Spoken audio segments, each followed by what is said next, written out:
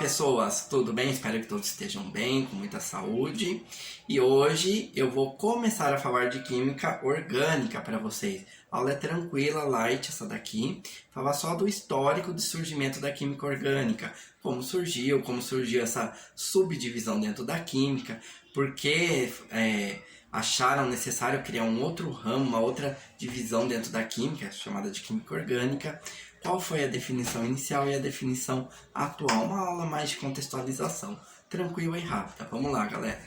Então vamos lá, pessoal. A aula de hoje é curta, é só um histórico, não vai ter questões sobre ela.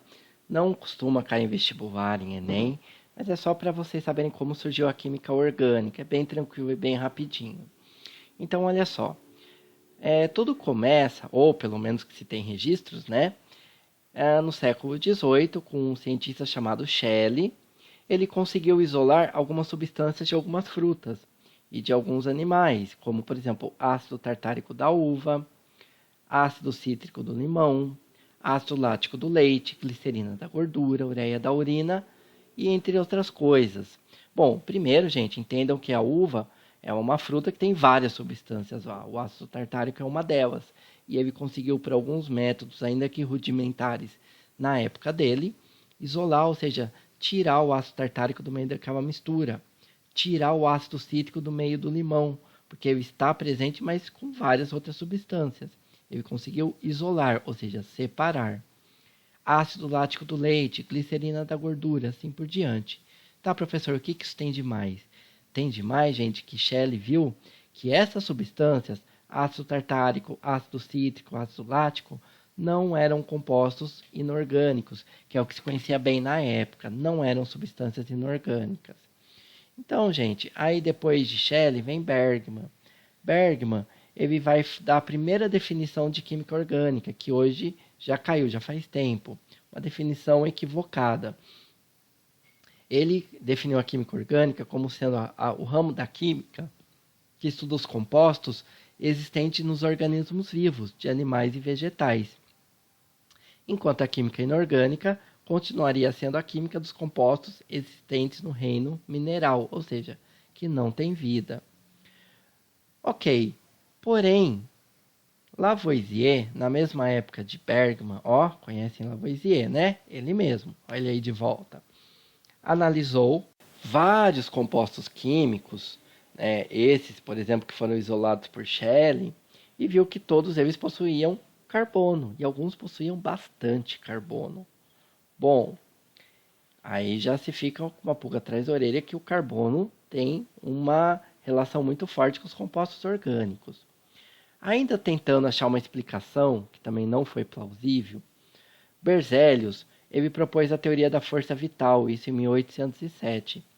Essa teoria da força vital dizia que somente os seres vivos conseguiam sintetizar compostos orgânicos, porque eles tinham uma força, ou um poder, ou uma habilidade, ou um dom, alguma coisa, que os compostos orgânicos somente poderiam ser produzidos nos organismos dos seres vivos por essa chamada força vital. Com essa teoria, Berzelius propôs que dessa forma os compostos orgânicos jamais poderiam ser sintetizados em laboratório, artificialmente.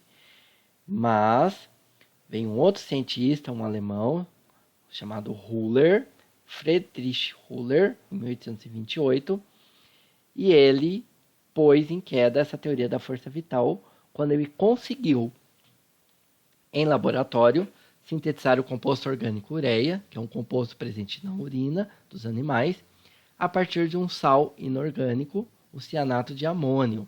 Então, ele aqueceu o cianato de amônio, que é um sal inorgânico, e obteve uma substância orgânica. Moçada, isso foi um choque.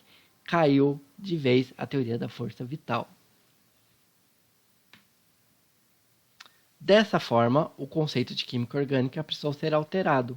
E quem definiu o novo conceito de química orgânica, que é o que perdura até hoje, foi Kekulé. Friedrich August Kekulé. Ele propôs o conceito que é usado até hoje de química orgânica como sendo a parte ou ramo da química que estuda os compostos de carbono. Isso porque, pessoal, o carbono é o principal elemento constituinte dos compostos orgânicos. Tem outros átomos? Evidentemente que sim. Mas todos os compostos orgânicos necessariamente têm que ter carbono. E a química inorgânica passa a ser o ramo da química que estuda os compostos que não possuem carbono. Só que como toda regra tem exceção, vocês devem se lembrar de alguns compostos da química inorgânica que possuíam carbono, como o monóxido de carbono, o dióxido de carbono, o gás carbônico, o ácido carbônico e assim por diante. Então, esses compostos que são inorgânicos, mas possuem carbonos, ficaram conhecidos como compostos de transição. Gente, os compostos orgânicos são em número muito maior que os compostos inorgânicos. Para vocês terem ideia, eu acho que esse dado está desatualizado, mas de qualquer forma já dá para ter noção dessa diferença. Se conhecia na época que eu coloquei essa informação 19 milhões de compostos orgânicos contra somente 200 mil compostos inorgânicos. Mas é isso, moçada. É só isso a nossa aula de hoje. Bem tranquilo, não costuma cair em Enem, tá bom? E nem vestibular. Falei que era rápido, hein? Falei que ia ser rápido, rapidinho, tranquilo. É só isso, gente. Depois nós vamos começar na química orgânica, primeiro revendo algumas coisas sobre o átomo de carbono, algumas propriedades que a gente já viu, só pra gente relembrar. Obrigado, moçada. Até a próxima. Tchau, tchau.